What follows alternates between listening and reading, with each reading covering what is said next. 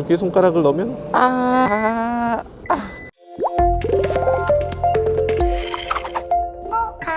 네, 안녕하세요. 모카 김한영입니다. 오늘 만나보는 차는 제네시스 GV70입니다. 전동화 모델이라고 하니까 조금 이상한 것 같아요. 보통 다른 전기차라고 하면 EQ 뭐다, iX 뭐다 이런 식으로 이름을 완전히 다르게 붙이잖아요. 근데 제네시스는 그렇게 하지 않았습니다. 전동화되는 건 당연한 건데 그걸 위해서 뭐하러 이름을 또 쓰냐. 어차피 GV70이라고 하면 나중에는 당연히 전기차를 뜻하는 것이 될 텐데 따로 이름을 붙일 필요가 없다는 거죠. 그래서 GV70 이번 전동화 모델은 어떤 식으로 달라졌고 다른 전기차들과 비교했을 때 어떤 장점이 있는지, 경쟁력은 또 어떤지 이런 것들도 살펴보도록 하겠습니다.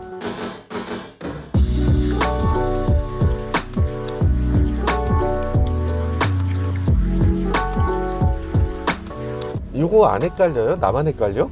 드라이브랑 요거랑 너무 헷갈리고 출발할 때 이거 만진 게 한두 번이 아니에요. 아예 이게 좀 바뀌었으면 좋겠어요. 똑같은 인터페이스잖아요. 동그라미 이렇게 돌리는 거 이게 너무 비슷해서 전진후진을 이렇게 하게 된다니까. 한 번씩 다들 경험해 보셨을 거예요. GV70 오너들 다 경험하셨죠? 이걸 더 많이 쓰나? 이걸 더 많이 쓰나? 이걸 더 많이 쓰란 얘기죠 지금. 어휴 멋있다. 야 진짜 멋있네요. 이렇게 주르륵 멋있는데 정신이 좀 없어요. 가로로 이렇게 긴 모니터, 이런 모니터는 사실 자동차 업계에서 이렇게까지 긴 모니터를 쓰는 자동차는 없지 않았나. 제네시스의 어떤 유일한 그런 인터페이스로 자리 잡고 있는 것 같고요. 유니크한 느낌은 확실히 주고 있어요. 근데 실제로 편리함도 그렇게 주고 있는가? 그렇게 편하진 않죠. 위아래로 길수록 좀 더 지도는 잘 보이는데 좌우로 길어서 내가 가는 길은 요만큼만 필요하잖아요. 내가 가지 않는 미사중앙초등학교랑 사랑으로 아파트가 있고 신안 인스빌 저기 있는 거 내가 알 필요가 뭐가 있어. 굉장히 불필요한 정보 아니야? 생각되는데 어쩌면 혹시라도 이런 때에 맛집 같은 게 있었어. 그래서 우연히 그냥 지나쳐 버릴 수도 있었는데 여기 맛집이 있었네? 라면서 갈 수 있는 그런 걸로 필요하지 않을까. 긍정적으로 보자고요. 긍정적으로 보면 그런 것도 있을 것 같아요. 실제로 내비게이션에 맛집 플랫폼하고 제휴해서 이 맛집들을 이렇게 찍어주는 이런 내용이 있습니다. 그래서 여기 보면 미사에 있는 맛집을 보여주고 있는데 많이 없네요. 미사에 다른 데하고도 좀 제휴해야 될 것 같아요. 미슐랭 가이드하고도 좀 제휴하셨으면 좋겠고 미슐랭 맛집만 보여줘 이런 것들 되면 좋겠습니다. 맨날 왜요? 이렇게 주차하면 안 되는 거예요? 국산 전기차인데 이걸 전면 주차를 해야 된다고? 좀 안타깝네요. 미국에 팔기 위한 자동차이기 때문에 전면에 충전기를 마련했다. 네, 그럼 한번 충전해 보도록 할게요. 자, 한번 충전해 보죠. 충전구는 뒤에 있었으면 좋겠는데 네, 앞에 있어요. 앞에 있으면은 불편한 점이 많이 있죠. 뭐 몇 가지 있는데 그 중에서 일단 전면 주차해야 되는 거. 지금 여기는 차들이 옆에 없으니까 망정이지 만약에 차들이 있으면 GV70은 폭도 어느 정도 넓잖아요. 길이도 어느 정도 되니까 전면으로 세우기가 그렇게 만만치 않을 겁니다. 거기다가 여기는 분명히 흙탕이 튀어 있겠죠. 지금은 눈도 안 내리고 아주 깨끗한 날이지만 그래도 여기 뭐가 붙어 있어. 뭐야, 이거 날파리가 딱 여기 때마침 딱 죽어 있네. 한여름엔 날파리, 겨울엔 흙탕 이런 것들이 막 묻어 있을 거예요. 이거 눌러야 된다는 거. 누르기 너무 싫을 것 같은데 닦고 누를 수 있는 그런 걸레를 항상 마련해야 될 것 같습니다. 전동으로 열어주는 기능이 있으면 좋겠는데 전동이 아니고 이게 수동이라는 거. 요거 조금 아쉽고요. 요걸 뚜껑을 또 이렇게 열어야 되죠. 자, 그렇고요. 열어줘야지. 열었어요. 허리 숙이는 게 약간 너무 낮죠? 약간 이렇게 편하게 딱 꽂을 수 있게 이 정도 높이는 돼줘야 되지 않나? 이 그릴 쪽에 충전기가 있는 차들이 다 여러 가지 문제가 있습니다. 하다못해 뒤에다 놓을 수 없다면 최소한 팬더 쪽에는 넣어줬어야 됐어요. 여기 정도 됐어야 약간 그래도 좀 편하게 넣을 수 있겠죠. 그릴은 너무 낮다. 인간적으로 너무 낮고 요금이 309원이 됐어. 와, 되게 비싸다. 만약에 이게 정말 바닥일 때 넣으면 많이 들어가면 한 3만원도 들어갈 수 있을 것 같아요. 많다면 많은 거고 적다면 적은 금액인데 요즘 들어서 GV70 3.5 타시는 분들은 만약에 15만원 넣으시다가 이 차를 넣고서 3만원 나왔다. 너무 해피할 것 같습니다. 그리고 이 차는 현대의 자랑인 V2L이 또 됩니다. 트렁크에도 V2L을 지원하는 220V 아울렛이 있어요. 그래서 250V 16A 지원하는 아울렛이 있습니다. 락이 돼 있네요. 키를 이용해서 이 락을 풀어줘야 되도록 이렇게 만들어져 있네요. 어린이들이 잘못 사용하는 것을 방지하기 위해서 이런 식으로 이중으로 잠금 장치가 되어 있는 걸 볼 수 있습니다.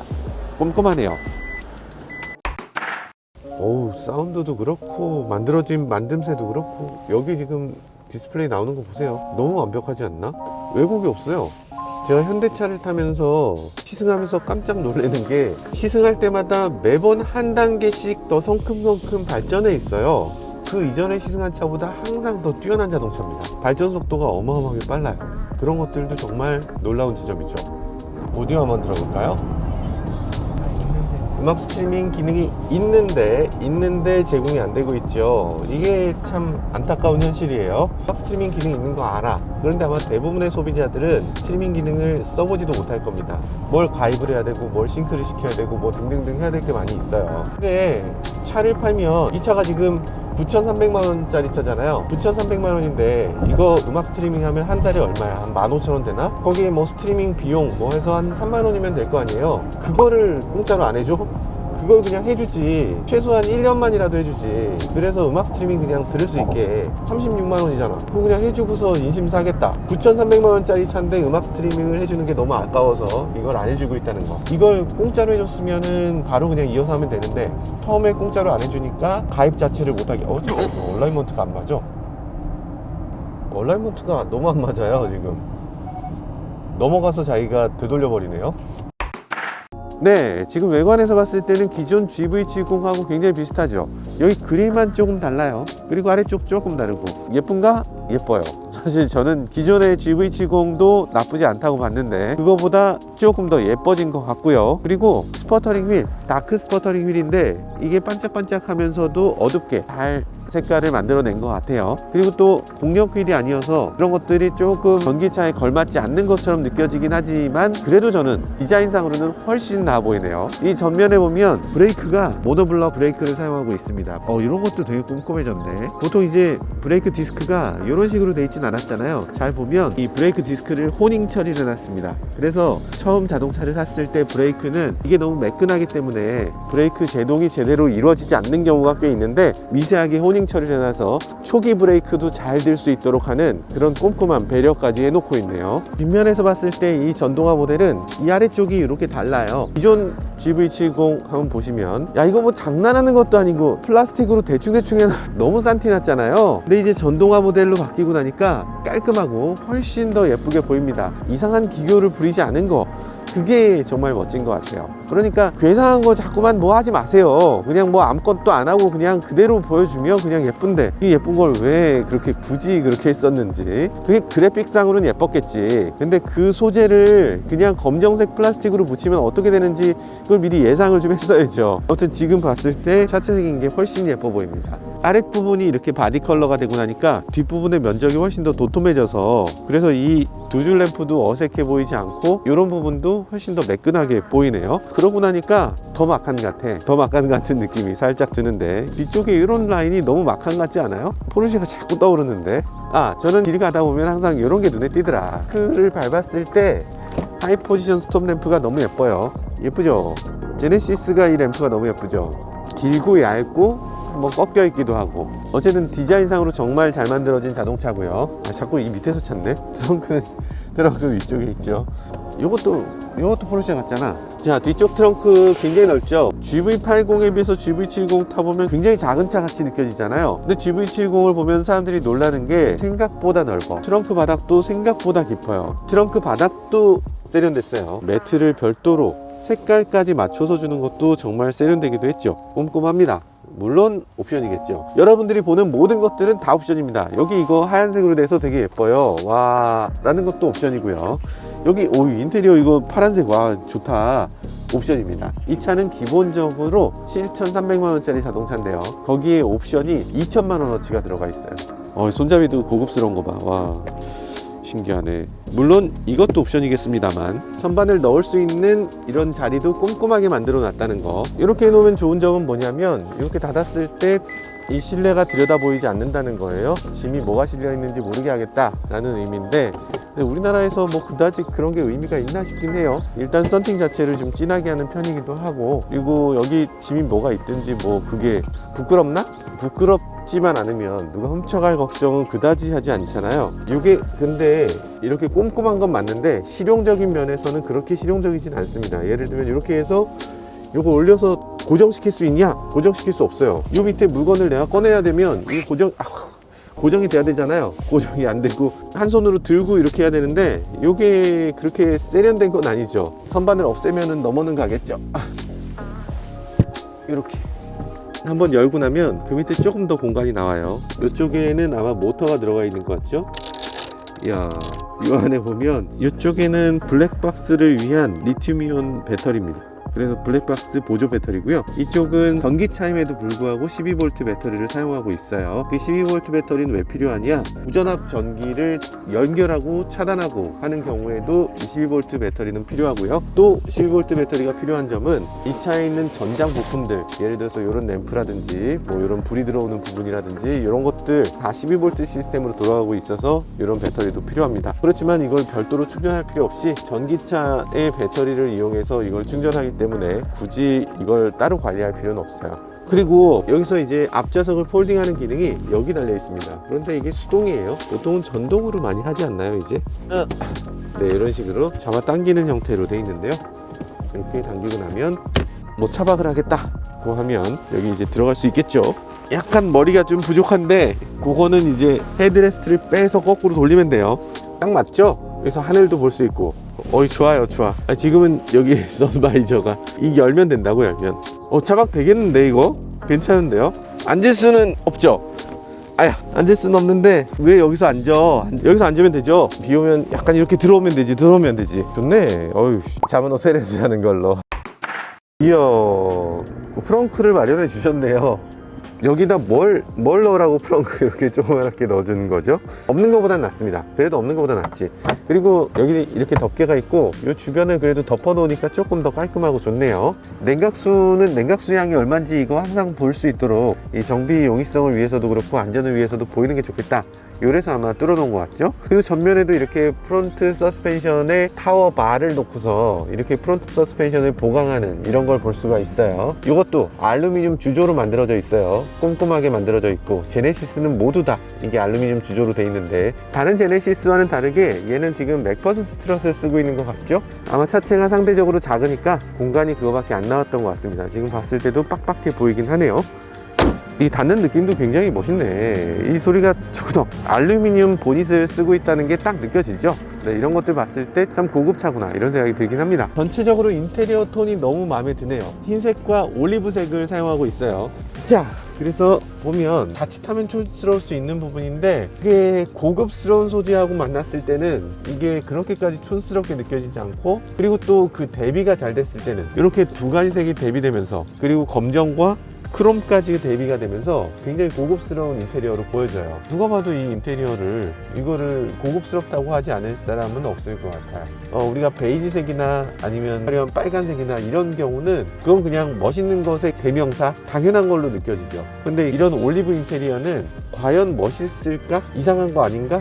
이런 느낌이 살짝 드는 그런 인테리어인데 그걸 멋있게 잘 구현해낸 것 같네요. 굉장한 용기가 필요했을 것 같고 그 결과가 좋게 나와서 다행이라는 생각이 듭니다. 이 천장의 흰색과 이 올리브색의 조화, 거기에 이 스티치까지 흰색으로, 거기에 파이핑까지 흰색에다 약간 대각선을 쳐놨어요. 굉장히 꼼꼼합니다. 거기다가 안전벨트까지 흰색으로. 야, 이 조합 정말 대단하지 않나? 이 안전벨트 끝에 있는 플라스틱 색깔까지 맞췄어. 이게 현대가 할 수 있는 일인가? 색 맞추는 것에 병적으로 이렇게 집착했어요. 이거 뭐 당연한 거지만 옛날 현대차 같으면 이런 거 안 맞춰줬을 거 아니에요. 색깔을 되게 잘 맞췄습니다. 이 안에 있는 마이크 단자 이런 거 다 맞췄죠. 세계적인 프리미엄 자동차 회사들하고 비교했을 때 전혀 손색이 없는 그런 수준의 깔맞춤, 그런 품질, 이런 것들을 만들어내고 있습니다. 뒤쪽에는 3존 에어컨을 지원하고 있는데요. 근데 3존 에어컨이라서 뒤에서 이렇게 에어컨의 양을 조절하면 앞쪽도 같이 세지는 이런 걸 볼 수가 있죠. 3존이 아니잖아. 한 2.5존 정도를 주죠. 그런데 이게 제네시스만의 문제는 아니고요. 많은 메이커들이 이렇게 하고 있습니다. 그래서 제네시스도 아무렇지도 않게 이렇게 한 것 같은데 우리나라 소비자들이 워낙 깐깐하다 보니까 이런 거 용납이 안 되는 거죠. 이게 왜 이런 일이 벌어지냐면 통풍 장치가 앞쪽에 있는 하나로 앞쪽 자리, 뒤쪽 자리가 공유하기 때문에 그래요. 뒤에 있는 바람을 더 따뜻하게 차갑게는 할 수 있지만 바람의 양을 바꿀 수는 없는 이유죠. 그러면 어떻게 하면 이걸 막을 수 있느냐? 뒷좌석을 위한 송풍 팬을 따로 갖고 있어야 되는데 사실 그렇게 하고 있는 메이커는 흔치 않습니다. 물론 아주 고급차는 이미 이렇게 팬이 나눠져 있지만 제네시스한테는 죄송하지만 그렇게 아주 고급차라고 할 수는 없기 때문에, 그래서 이런 식으로 뒤쪽 송풍을 따로 할 수는 없습니다. 뒤에서 애들이 이렇게 조작을 하면 앞좌석에 있는 사람이 야 그거 좀 하지 말랬지, 가족 간의 불화를 일으키는 그런 3존 시스템이라고 할 수 있어요. 자, 그러면 뒷좌석에 열선 따로따로 되고요. 통풍도 됩니다. 만약에 사장님이 뒤에 앉더라도 뭐 그렇게까지 문제될 것 같지 않은 그런 뒷좌석이기도 합니다. 파노라마 선루프 있어서 일단 개방감이 어느 정도 좋고요.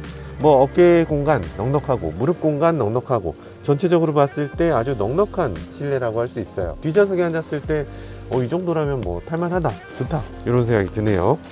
갑자기 사장석에 앉으니까 그냥 사람이 그냥 여유로워지네. 아, 좋아.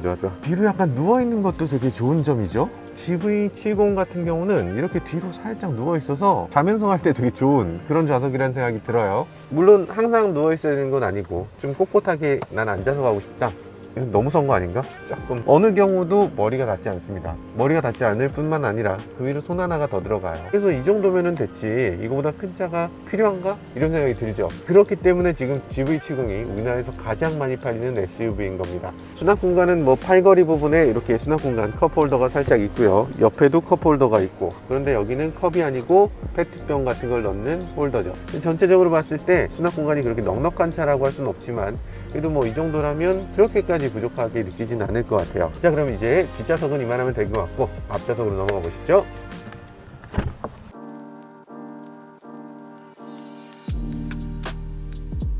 네, 차를 타보면 타볼수록 잘 만들어진 차죠. 정사로 저속 주행 기능 이런 것도 있고요. 오프로드를 위한 기능들도 많이 만들어져 있습니다.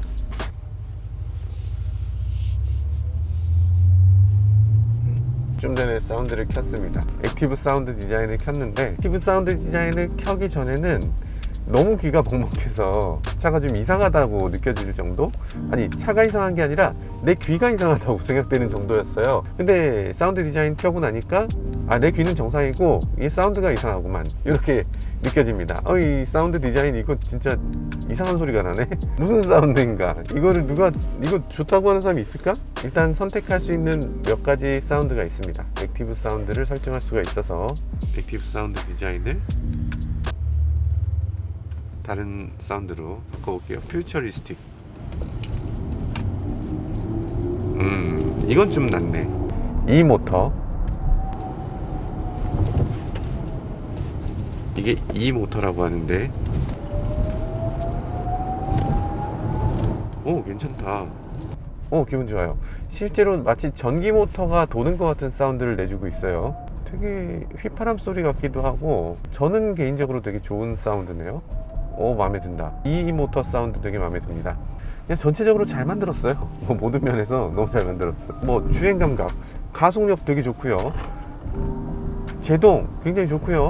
핸들링 특성 아주 세련됐습니다. 아주 고급스러워요.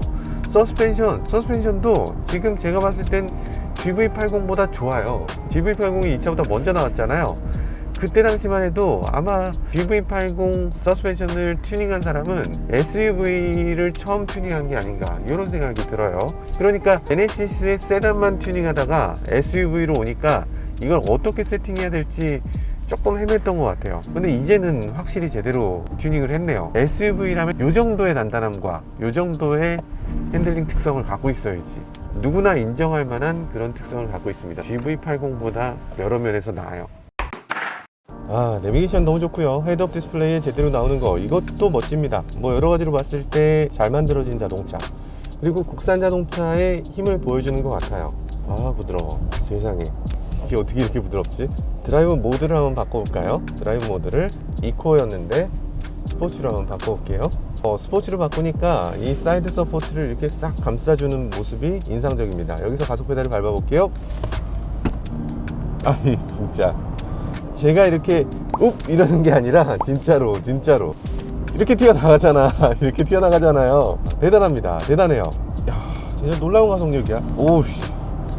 이 차는 시속 100km까지 가속 시간이 4.2초. 엄청난 가속력이에요. 사실 이 정도 가속력을 내는 차가 우리나라에서는 딱 하나 있죠. GV60이 이 차보다 조금 더 빨라요. GV60 같은 경우는 100km까지 가속 시간이 4초. 그러니까 약간의 차이가 있는 건데, 그 정도 차이는 거의 느끼지 못할 정도로 정말 엄청난 가속력입니다. 이게 우리나라에서 밟을 때가 있을까 싶을 정도로 강력한 가속력을 보여주네요. 이 정도 가속력이 대단하다고 느꼈다면 사실 그게 다가 아니죠. 버튼을 누르면 부스트가 있습니다. 오, 이야, 대단합니다. 대단해요. 하여간 엄청 빠른 차네요. 정말 빨라요. 사실 그런 것도 있잖아요. 독일에 가면 자동차들이 M3, M4 뭐 이런 차들 다 배지를 떼고 다닙니다. 약간 티가 안 나게 하고 있다가 이렇게 쭉 치고 나가는 힘숨찐 뭐 이런 얘기 하죠. 약간 힘을 숨겨놓은 그런 모습을 보여주는 것 같아요. 남들하고 다 똑같이 생겼는데 나는 파워가 남들보다 거의 2배야. 이런 것들을 자랑할 수 있는 그런 자동차라는 생각이 듭니다. 그동안 농담처럼 조선의 마칸 이런 얘기들 많이 했잖아요. 근데 이거는 마칸보다 나은데? 굉장히 충격적입니다. 이게 이렇게 잘 나올 수가 있나? 현대차가 자동차 만드는데 진짜 도 같은 것 같아요. 이제 포르쉐 마칸 좀 갖고 와서 한번 비교 시승해야 되겠다. 진짜로 이제는 진짜 비빌 수 있다. 존나 비벼! 일단 지금은 고속도로에 들어왔으니까 어댑티브 크루즈를 한번 사용해 보도록 하죠. HDA2가 장착되어 있는데요. 깜빡이를 켜게 되면 알아서 차선을 바꿔줍니다. 놓으면 안 돼요. 핸들을 잡고 있어야 돼. 핸들을 잡고 있어야 꺾어주거든요. 잡고 있잖아. 잡고 있는데도 잡고 있으라 그러네. 이 차는 기본적으로 전기차이기 때문에 얻어지는 장점이 몇 가지 있죠. 뒤틀림 강성이 전보다 24% 정도 향상됐다고 하는데 차가 그만큼 단단하다라는 점에서 좋은 점이라고 할 수 있겠죠. 그런데 장점만 있는 건 아니어서 일단 전기차가 되고 나면 무게가 크게 증가합니다. 이 차의 무게는 아시겠지만 2.2톤이 넘습니다. 기계식 주차장은 모두 다 못 넣는 거예요. 어마어마한 무게라고 할 수 있죠. 그 영상은 여기 보시면 되고요. 우리나라에서도 굉장히 인기지만 이 GV70은 미국에서도 선풍적인 인기를 끌 수 있을 것으로 예상됩니다. 미국 엘라바마 공장에서도 곧 생산을 할 예정에 있는데요. 지금까지 제네시스는 미국에서 선풍적인 인기라고 할 정도까지는 아니거든요. 굉장히 고급차라고 인식은 확실히 잡힌 것 같아요. 근데 판매에서는 아직 그렇게까지는 올라오지 못했기 때문에 우리가 수출할 때하고는 또 다른 상황이에요. 생산을 일단 시작했다는 건 더 이상 뺄 수 없는 배수의 진을 치는 것 같은 그런 상황이 되는 거거든요. 만약에 미국에서 잘 팔려서 그 생산이 성공적으로 이렇게 선순환을 일으키게 되면 제네시스 브랜드를 미국에 알리는 가장 효자 차종이 될 차가 바로 이 GV70 그리고 GV70 전기차입니다. 사실 그렇게 많이 발전했다라고 현대차를 칭찬하면서도 마음 한켠에선 조금 아쉬운 부분이 있었습니다. 왜냐하면 그렇게 발전했는데 그게 다 가솔린 차니까. 그 훌륭한 제네시스가 다 가솔린이고 하이브리드도 없고 전기차도 없고 그런 것들이 정말 안타까웠는데 이번에 제네시스 전기차들 G80이나 GV70, GV60 같은 걸 타보면 현대차가 가솔린차만 잘 만드는 게 아니라 전기차도 이렇게 잘 만들 수 있는 메이커구나. 근데 정말 잘 만드는 메이커인 건 알겠는데 전기차를 좋아하는 사람들이 좋아하는 그 지점을 잘 공략하고 있는가?